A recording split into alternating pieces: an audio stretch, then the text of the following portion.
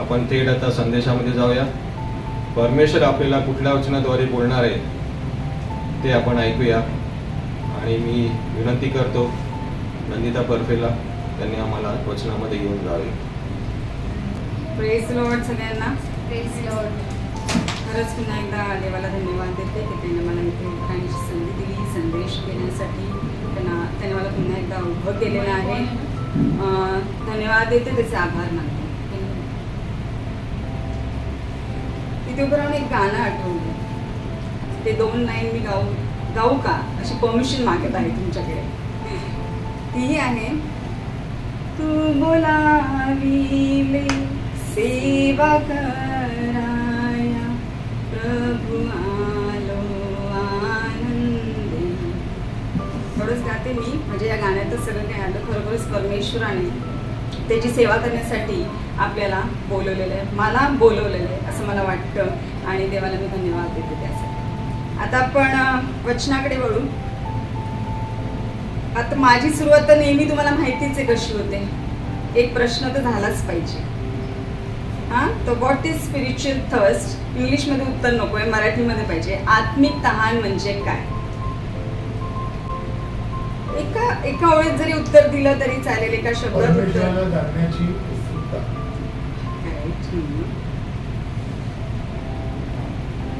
अजून कोण? आत्मिक तहान.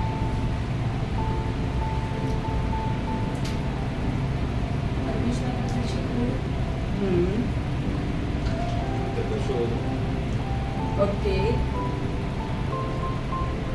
तेच झालं ना. डिझायर, देवाशी संबंध जोडण्याची इच्छा.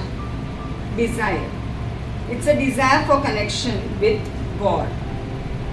आत्मिक तहान त्याचा अर्थ देवाशी संबंध जोडण्याची इच्छा. ओके, आता आपण वळूया आपल्या वचनाकडे. योहान 4 ह्याचा आपण 4था अध्याय काढू. 4, 5 आणि 6. कुणीतरी 4 आणि 5. 4था अध्याय 4 आणि 5. 4 आणि 5 वचन.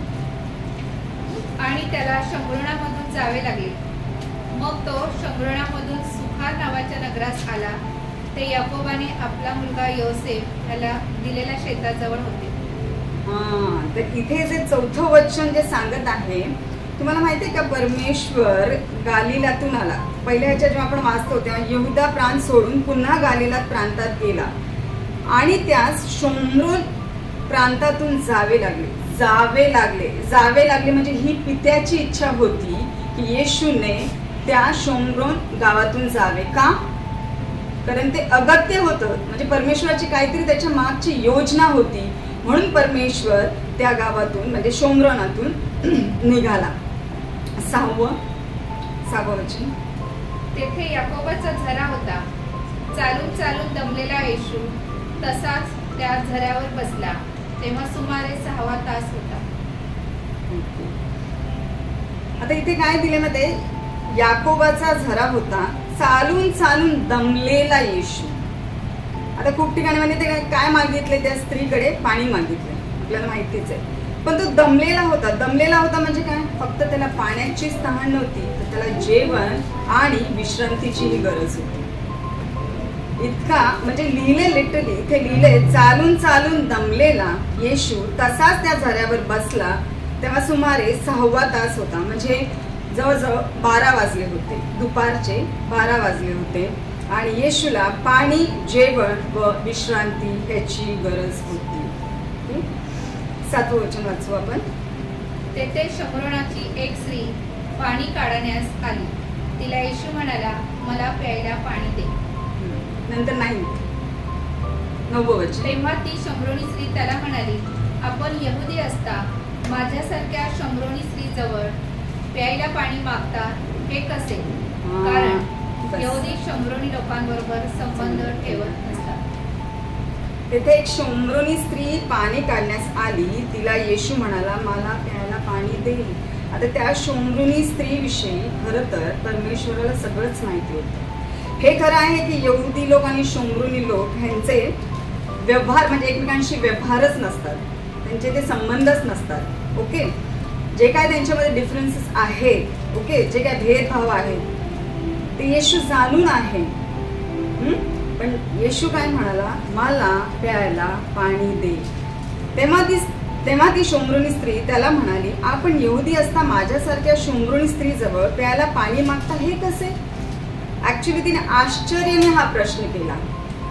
शी वॉज सरप्राइज्ड. पण तिला माहिती आहे की शोमरोनी ह्यांचा म्हणजे किती नीच या प्रकारचं त्यांना समजलं जातं आणि यहुदी म्हणजे उच्च. तर तिला प्रश्न पडला. इथे येशूला माहित होती की शोमरोनी स्त्री आहे.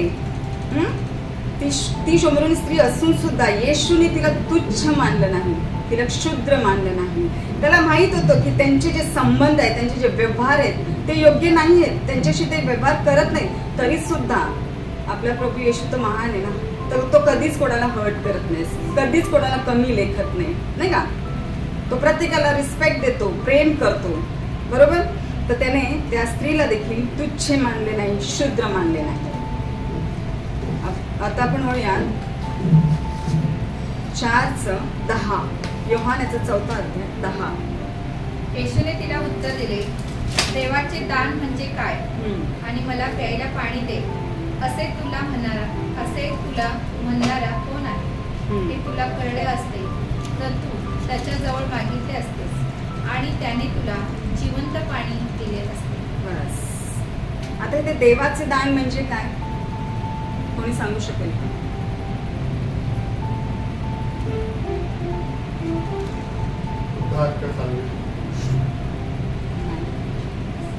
देवाचे दान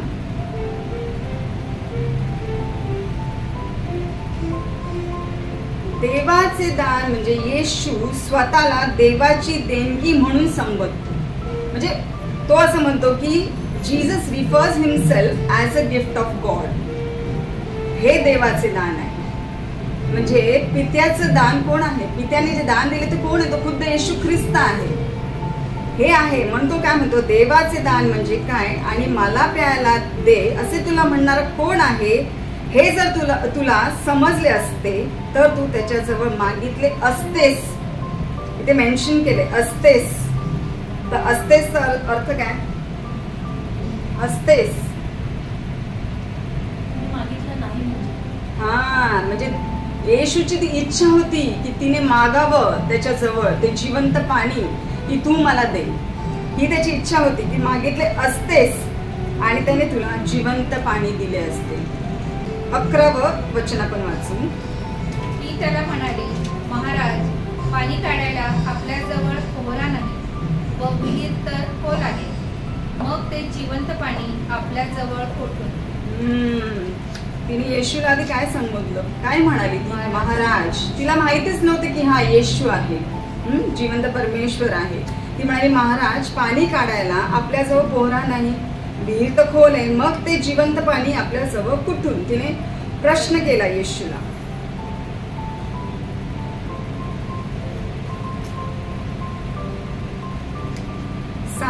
काय काय ठिकाणी या बायबलमध्ये साहेब लिहिले, विहीर तर खोल आहे, मग आपल्याजवळ जिवंत पाणी कुठून? नेक्स्ट वचन वाचू आपण. आमचा 13. येशूने तिला उत्तर दिले, जो कोणी हे पाणी पिईल त्याला पुन्हा तहान लागेल, परंतु मी देईन ते पाणी जो कोणी पिईल त्याला कधीही तहान लागणार नाही. एक्झॅक्टली. आता इथे देवाचे दान आपण पाहिलं. जिवंत पाणी म्हणजे कोण आहे? जिवंत पाणी येशू ख्रिस्त. ओके. आता ते पाणी जे म्हटलं जात आहे, पाणीला किती महत्व आहे ते बघा. पाणी हे पवित्र आत्म्याचं उपस्थिती दर्शवू शकते, नाही का? बायबलमध्ये पण खूप ठिकाणी पाण्याला किती महत्व आहे. पाणी हे आत्मिक शुद्धी, नवीन जीवन आणि देवाने दिलेला आशीर्वाद दर्शवते. काय दर्शवते? शुद्धी, नवीन जीवन आणि देवाने दिलेला आशीर्वाद दर्शवते. असं आपल्याही लाईफमध्ये आपण असं खूप करतो की we take a glass of water.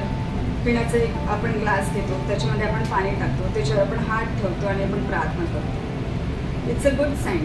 खरोखरच ते केलंच पाहिजे, कारण ते पाणी आहे आणि पाणी सिम्बलायझेस होली स्पिरिट.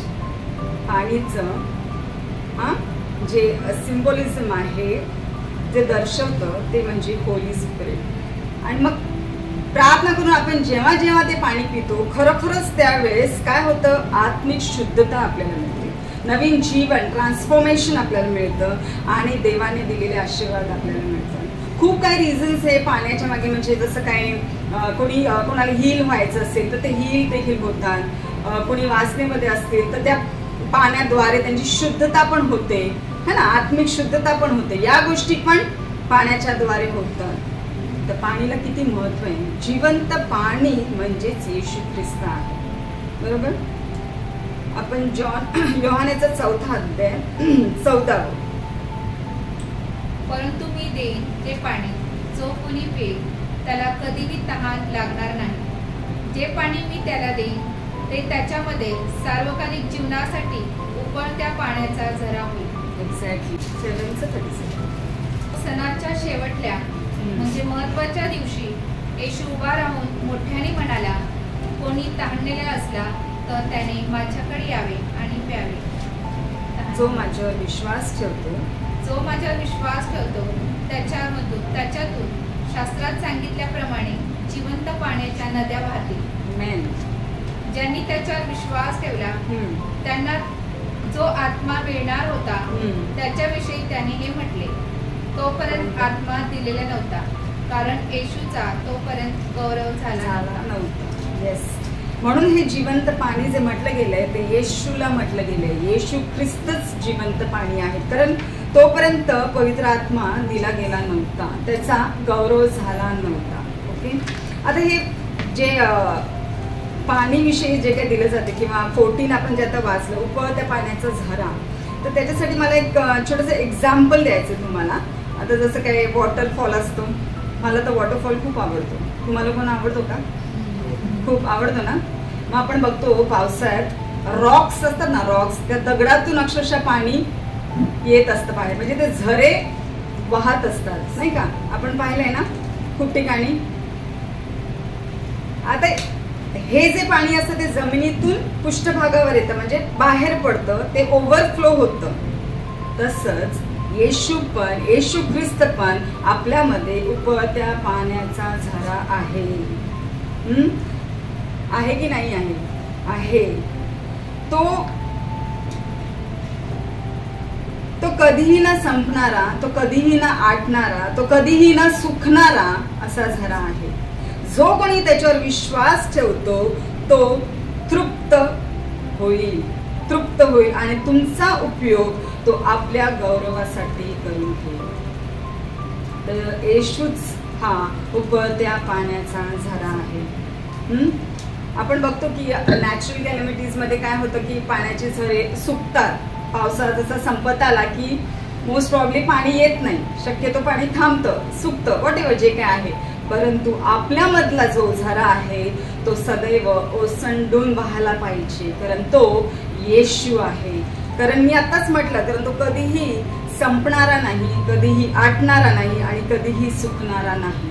असा जिवंत परमेश्वर आपल्यामध्ये आहे. तो उकळत्या पाण्याचा झरा आपल्यामध्ये आहे की नाही?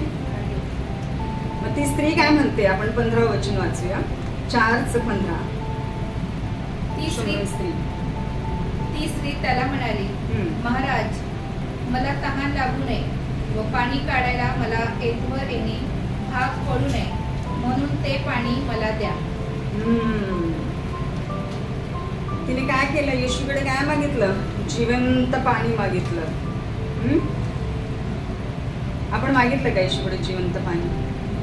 आपण विश्वासणारेच आहोत ना. मग आपल्याला खात्री आहे की आपल्यामध्ये येशू आहे, है ना, आणि तो झऱ्यासारखा आपल्यामध्ये वाहत आहे, कारण आपला त्याच्यावर पूर्ण विश्वास आहे. तिने येशूकडे जिवंत पाणी मागितले. येशू तिला काय म्हणाला? तो तिला म्हणाला, तू जाऊन आपल्या नवऱ्याला बोलून आण. योहान 4:16-17-18 वाचू आपण. तो तिला म्हणाला, तू जाऊन आपल्या नवऱ्याला बोलावून आण. ती स्त्री म्हणाली, मला नवरा नाही. येशूने तिला म्हटले, मला नवरा नाही हे ठीक बोललीस, कारण तुला 5 नवरे होते आणि आता जो तुझ्याबरोबर आहे तो तुझा नवरा नाही. हे तू खरे सांगतेस. एक्झॅक्टली. म्हणजे इथे तिने काय केलं माहितीये का, येशूने तिला विचारले आणि तिने खरं सांगितलं. Acceptance of sin. तिने पापाची काय दिली, कबुली दिली. आणि ती जी स्त्री होती म्हणजे शोम्रोनी जी होती ती पापी होती हे परमेश्वराला माहिती होतं, पण देवाला तिच्या जीवनात कार्य करायचं होतं. मी सांगितलं मगाशीच मी सांगितलं ते अगत्य होतं. येशूने शोम्रोनमधून जावं हे अगत्य होतं. ही देवाची इच्छा होती की त्याने तिथून जावं आणि या शोम्रोनी स्त्रीच्या जीवनामध्ये कार्य व्हावं. तर ती काय म्हणाली की मला नवरा नाही. तर येशू म्हणाला, हे तू ठीक बोललीस, कारण तुला 5 नवरे होते. आता ह्याच्यामध्ये कुठे मेन्शन नाही आहे की तिचा डिवोर्स झाला का तिचं काय झालं, काहीच मेन्शन नाही. त्याच्यामुळे मी देखील या टॉपिकवर जास्त काही बोलत नाही. पण ती मात्र खरं बोलली. तुमच्या पापांच्या मलिनतेपासून तुम्ही शुद्ध व्हावे म्हणून प्रभू येशू तुम्हाला तुमची पापे दाखवतो, हे तुम्ही कधीही विसरू नका. देवाला तिचंही पाप दाखवायचं होतं, म्हणून तर प्रभू तिला जाऊन विचारतो ना, तू जाऊन आपल्या नवऱ्याला बोलून आण, है ना, विचारतो तिला. तसंच येशू आपल्याला पण कधी कधी विचारतो. आपल्याला पण त्याला आपल्या मलिनतेपासून आपल्या पापातून प्रभू येशूला आपल्याला शुद्ध करायचं असतं. प्रभू तुम्हाला तुमची पापे दाखवतो, हे तुम्ही कधीही विसरू नका. प्रभूने तिलाही तिची पापे दाखवली. आमेन. योहान 4 ह्याचं 19 वाचू आपण. ती स्त्री त्याला म्हणाली, महाराज, आपण संदेष्टे आहात हे आता मला समजले. ज्यावेळेस येशूने तिच्याविषयी जे काय भाकीत केले, जे काय तिच्याविषयी सांगितले की तुला एवढे 5 नवरे होते आणि आता तू ज्याच्यावर राहत आहेस तो तुझा नवरा नाही, हे जे काय तिला सत्य सांगितलं तर तिचा विश्वास बसला त्याच्यावर. पण तरी सुद्धा ती येशू म्हणाली का नाही, ती महाराज म्हणाली. पुन्हा एकदा ती काय म्हणाली, महाराज, आपण संदेष्टे आहात हे आत्ता मला समजले. पण ते संदेष्टेमध्ये पण तिचा अजून तसा विश्वास नव्हता, डीप विश्वास नव्हता. पण तिला तो डाऊट होता की तुम्ही संदेष्टे आहात का, कारण तिच्याविषयीच सगळं काही त्यांनी भाकीत केलं, म्हणजे येशूने सगळं काही सांगितलं. योहान 4:25 वाचू. ती स्त्री त्याला म्हणाली, मसीहा, ज्याला ख्रिस्त म्हणतात तो येणार आहे हे मला ठाऊक आहे. तो आल्यावर आम्हाला सर्व गोष्टी सांगेल. या वचनाद्वारे आपण काय बघतो माहितीये का, ती स्त्री मसीहा म्हणजे येशूसाठी थांबलेली होती, म्हणजे waiting for the Lord. She was waiting for the Lord. त्याच्या येण्याच्या म्हणजे आपण वाट पाहतो ना, तशी तिने मसीहाची म्हणजे येशू ख्रिस्ताची वाट पाहिली. ती काय म्हणाली, ती स्त्री त्याला म्हणाली, मसीहा ज्याला ख्रिस्त म्हणतात तो येणार आहे हे मला ठाऊक आहे. तो आल्यावर आम्हाला सर्व गोष्टी सांगेल. म्हणजे तिला माहित होतं की येशू ख्रिस्त हा संदेष्टा आहे, हा एक प्रोफेट आहे आणि तो जे काय आम्हाला सांगेल त्याचा आम्ही काय करू, विश्वास करू. ओके. योहान 4:26 वाचू आपण. येशू तिला म्हणाला, जो तुझ्याबरोबर बोलत आहे तो मीच तोच आहे. आमेन. वंडरफुल आणि पॉवरफुल वचन आहे. तोच आहे. आपण हे लक्षात घेत आहात का, हे कुठेतरी असं मेन्शन करा की परमेश्वर स्वतः काय म्हणतो, जो तुझ्याबरोबर बोलत आहे मी तोच आहे, माझ्याशिवाय दुसरा कोणीही नाही, मीच तो येशू आहे, मी तोच आहे. आपल्या बरोबर असं कधी येशू म्हणालाय का, तुझ्यावर जो बोलत आहे मी तोच आहे. खरं तर आपल्याला पण तहान असली पाहिजे देवाशी बोलण्याची, देवाला येशूला भेटण्याची, है ना, पवित्र आत्म्याला आपल्या अंतःकरणात कार्य करण्याची. या सगळ्यात थर्स्ट आपल्याला पाहिजे, त्या सगळ्यात तहान, आत्मिक तहान आपल्यामध्ये हवी. आणि ज्यावेळेस तिने ऐकलं की तोच म्हणजे दुसरा कोणी नाही, येशू म्हणतो मीच तो मशिहा आहे, मीच तो ख्रिस्त आहे, त्या क्षणाला त्या शब्दाला ऐकून त्या स्त्रीचे जीवन बदलले आणि तिला काय मिळालं, तिला जिवंत पाणी मिळाले, लिव्हिंग वॉटर. का, तिचं या ठिकाणी काय झालं माहिती का, ट्रान्सफॉर्मेशन झालं, तिचं जीवन बदललं. जसं मी मगाशी पण बोलले की पाणी हे काय दर्शवतं, पाणी हे काय दर्शवतं, मी मगाशी जसं सांगितलं, आत्मिक शुद्धी, नवीन जीवन आणि देवाने दिलेला आशीर्वाद. आता तिला या जिवंत पाण्याने काय मिळालं, आत्मिक शुद्धी आणि नवीन जीवन. जे ती पापामध्ये होती, जी ती पापी होती, प्रभू येशूने जिवंत पाणीद्वारा तिला शुद्ध केलं, आत्मिक शुद्ध केलं आणि तिला नवीन जीवन दिलं. प्रभू आपल्याला पण नवीन जीवन देतो. प्रभू आपल्याला हे आत्मिक शुद्ध करतो है ना. पण त्यासाठी आपलं पण एक्सेप्टन्स असणं जरुरी आहे, म्हणजे पापाची कबुली देणं जरुरी आहे. हे ऐकून त्या स्त्रीचे जीवन बदलले, तिला जिवंत पाणी मिळाले होते. आता या स्त्रीला जिवंत पाणी मिळाले म्हणजे आता काय झालं असणार तिच्या जीवनामध्ये, सांगा बरं. तिला कळालं की हाच मसीहा आहे, येशू ख्रिस्त आहे. मग काय झालं असेल तिच्या जीवनामध्ये, ट्रान्सफॉर्मेशन. येस, झालं. त्या ट्रान्सफॉर्मेशन ते तर झालंच, पण अजून म्हणजे काय त्याचं फिजिकल हे काय होतं, अपिअरन्स आपण म्हणतो ना, जसं काय फिजिकली तिला काय ते झाले, आनंद, तिला आनंद झाला. इतका आनंद झाला तर त्या स्त्रीने काय केलं आपण बघूया. 4 अध्यायाचं 28. ती स्त्री तर आपली घागर तेथेच टाकून नगरात गेली व लोकांना म्हणाली, चला, मी केलेले सर्व काही ज्याने मला सांगितले तो मनुष्य पहा, तोच ख्रिस्त असेल काय. बस बस बस. आता जसं मी मगाशी सांगितलं, ज्यावेळेस माझ्या पप्पांची नाही का, ती म्हणते मला 5 नवरे होते आणि आता जो तुझ्या बरोबर येशू तिला जेव्हा सांगतो, जे काय तिच्याविषयी सांगतो, ते इथे पण तिने मेन्शन केलंय 29 मध्ये. चला, मी केलेले सर्व काही ज्याने मला सांगितले तो मनुष्य पहा. तर इथे पण तिने मेन्शन केले की मी सर्व काही केलेले ज्याने मला सांगितले तो मनुष्य पहा. म्हणजे 29 मध्ये ती सांगते की येशूने तिच्याविषयी काय काय सांगितले, म्हणजे काय तिच्या लाईफमध्ये घडले, जे काय तिचे 5 नवरे होते, आता जो तिच्यावर हात देतो तिचा नवरा नाही, व्हॉट एव्हर. म्हणजे येशूने तिच्याविषयी सर्व काही भाकीत केले, सर्व काही सांगितले. ओके. तर ती स्त्री तिने काय केलं असावं, आनंदाच्या भरात तिने आपली घागर कुठे टाकली, तिथेच टाकली. 28 परत एकदा वाचू. ती स्त्री तर आपली घागर तेथेच टाकून नगरात गेली व लोकांना म्हणाली. तिथेच टाकून नगरात गेली, आनंदाने उड्या मारत मारत गेली. मग जाऊन तिने काय केलं, लोकांना सुवार्ता सांगितली. काय सुवार्ता सांगितली तिने, सर्व काही ज्याने मला सांगितले तो ख्रिस्तच असेल काय. मग आपण काय केलं पाहिजे, आज आपण आपली घागर जी पापाने भरली आहे, कडवटपणाने भरली आहे, जी आळसने भरली आहे, निंदेने भरली आहे, ईर्ष्याने भरली आहे, ती घागर आपण देखील तिथेच टाकली पाहिजे. आणि आपण तिथेच टाकून लोकांना आपण देखील ही सुवार्ता सांगितली पाहिजे की प्रभू येशूच आपला जिवंत परमेश्वर आहे, प्रभू येशूच आहे जो आपल्याला जिवंत पाणी देऊ शकतो, त्याच्या व्यतिरिक्त कोणी नाही. उद्धार त्याच्याकडेच आहे, सार्वकालिक जीवन त्याच्याकडेच आहे. जो त्याच्यावर विश्वास ठेवतो त्याला उद्धार, सार्वकालिक जीवन मिळतच मिळतं. आणि खरोखरच तोच आपल्या जीवनामध्ये उकळत्या पाण्याचा झरा आहे. तो जिवंत पाणी फक्त आणि फक्त प्रभू येशू आहे. खरं तर मध्ये जे पॅरा आहे त्याच्यामध्ये प्रेझेंट वर्शिप विषयी पण दिलेला आहे, परंतु मी तो टॉपिक घेतला नाही, कारण मला जास्त करून येशू ख्रिस्त उकळत्या पाण्याचा झरा ह्याच्यावर मला बोलायचं होतं. आणि खरोखरच ज्यावेळेस आपण त्याच्यावर विश्वास ठेवतो, त्याच्या इच्छेप्रमाणे वागतो, त्याच्या आज्ञा आपण पाळतो, खरंच तो आपल्याला इटर्नल लाईफ देणारा परमेश्वर आहे.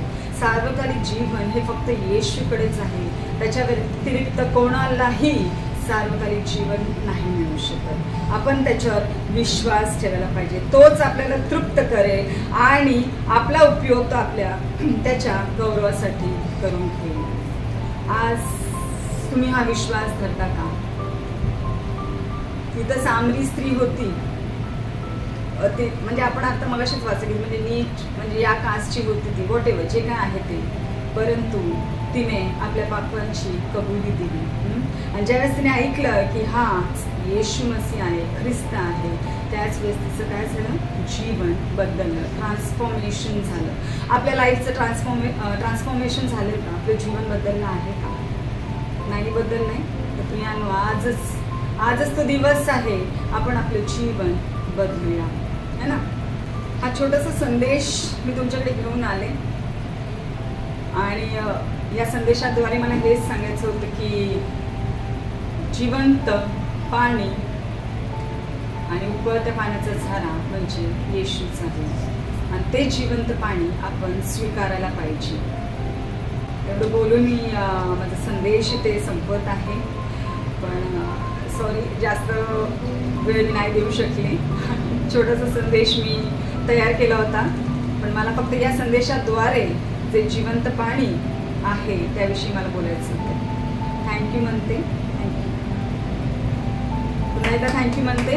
आणि SSCI चर्चला मी धन्यवाद देते की त्याने मला संदेश देण्याची संधी दिली. थँक्यू. Praise the Lord. पुन्हा एकदा टाळ्या होऊन जाते नंदिता परफेसाठी सुंदरच्या संदेशाद्वारे. येशू ख्रिस्त हाच खरा जिवंत पाण्याचा झरा आहे हे वचन त्याने आम्हाला पटवून दिलेलं आहे, त्याच्यावर आपण विश्वास ठेवलेला आहे. त्याचा धन्यवाद करूया.